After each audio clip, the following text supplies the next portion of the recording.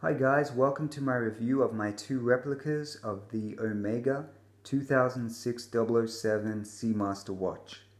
This watch was released to coincide with the movie Casino Royale, and it is probably the most unique Bond tribute watch because it has the bullet swirl pattern on the dial of the watch. So I was after this watch, wasn't going to spend the $3,000 to $6,000 that people want for this watch secondhand. So I turned to a few replica pages. I found a forum with a bunch of trusted dealers, and I contacted them, and they pretty much all said this watch wasn't available. I found one who said, I do have a black one available, and black is really interesting because Omega never released this watch in black. It's only released in blue. The more I looked at pictures of it in black, I actually really liked it. I think black is just a color that's a little bit more modern, kind of goes with anything you're wearing. I still liked blue, so I was a little bit torn. The dealer said he could get it either as a cheaper version for around $110 or a high-end clone or replica for $275 US, which would have better band, sapphire glass, replica Swiss movement. So he's trying to track this down. Someone recommended the webpage DHgate, where it's a Chinese e-commerce page where people sell replicas. There was a few people selling this. One guy said he had one in sapphire. So instead of spending 68 US, I spent 108, and I hoped that I would get a sapphire. This watch arrived first, and I was very impressed with it straight away. The swirls are correct. It has the 007 counterweight on the second hand. Try to get that in focus there, if you see that. That little detail. There was a problem. The back of the watch says it has Speedmaster on the back.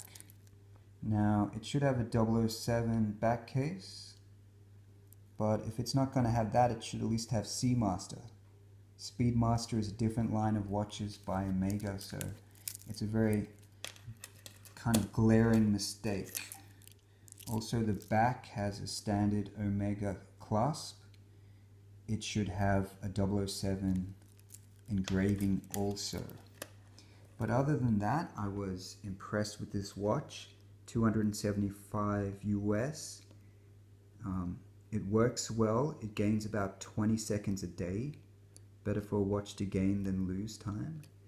And it feels like a luxury watch. It has a very polished finish. Overall, a very nice watch to wear. This one arrived second from China. And this was the cheaper one. It claimed to be sapphire, but if you do a test where you drop water on the glass, a sapphire watch, the water will sit there as a little bead. Mineral glass, it just spreads. Okay? So this one just spread. It wasn't sapphire as advertised, so that was a little bit disappointing. Second thing that disappointed me was the second hand. If you can see it there, it doesn't have the 007 counterweight. Just has a standard second hand. But what it does have in its favor, try to get a good shot there. It does have that 007 back case. There we go. Limited edition. And that's what it should have on the back there.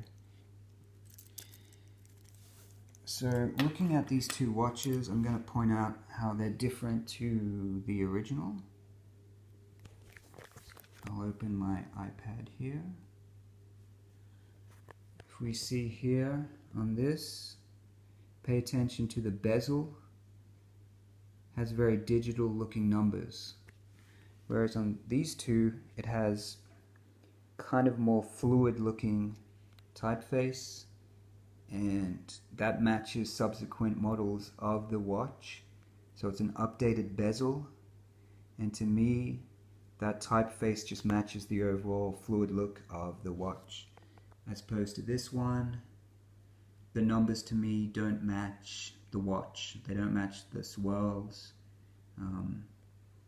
It's a matter of personal taste, which one you prefer. I actually like the updated bezel on the Seamasters. So I'm going to show you what they look like on the wrist. Starting with the more expensive one. Let's get a good focus. So this to me just looks and feels like an expensive watch. One that, you know, you've spent a couple of $1,000s on. It is sapphire glass, and the band is a very nice band. It is a polished metal. Let me turn to my next watch.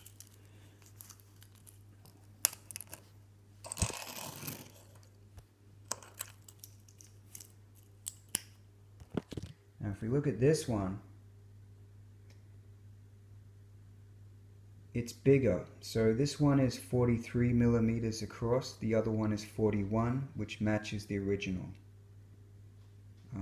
Bigger is more modern, watches are getting bigger, but I describe this as feeling like a fossil watch or a Swatch watch, just a cheaper watch in general, one that still costs you a couple $100, but it doesn't have that luxury feel. Still a very attractive watch. The band's not too bad, it's a little bit chunky, it's not as loose. I like the size. I wouldn't mind if the black one was bigger like this, but the black one I believe is the correct proportions. So those are my watches. I'm just going to state that the cheaper one came with an Omega box, whereas the dearer one just came in a plastic bag. That was one bonus. Hope you guys have enjoyed this review. Ask me any questions in the comments.